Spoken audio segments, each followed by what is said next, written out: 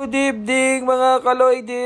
Maglilinis po tayo ngayon. Hindi ngayon, magpahinga ka na lang. Kailangan ko kasi ng exercise. Di pa kasi tayo pwedeng mag-basketball. Magtatanggal lang naman tayo ng mga alikabok. Alikabok para sa jowa mong bugok na lagi kang sinusubok. Kinalaunay, isa pala siyang dagok. Sinunod ko namang linisin ng mga bintana. Diyan kasi naiipon ng mga alikabok. Pag-iisang buwan na kasi hindi ko ito nalilinisan. Ang tangkad mo naman, kaloide. Naalala ko tuloy yung aking At ex-mami. sinunod ko naman ang hagdanan. Tingnan nyo naman ang mga naipon na alikabok. Kakaya sa mga tenan. Di na siguro sila dyan makahawak. Nang matapos ko ang loob, naglinis din tayo sa labas. Tinanggal din po natin yung mga bato. Hindi po kasing mag-cause ng aksidente yan. Lalo na sa mga nagmomotor at nagbibisikleta. Kaloide po, para barangay kagawa. Tinanggal ko na rin po pala itong tarpaulin. May nag-confirm na rin po kasi na uupa.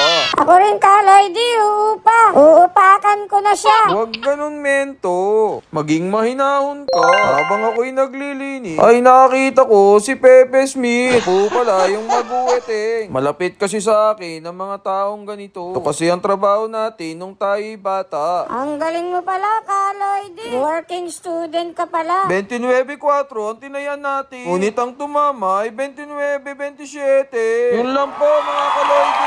Ingat!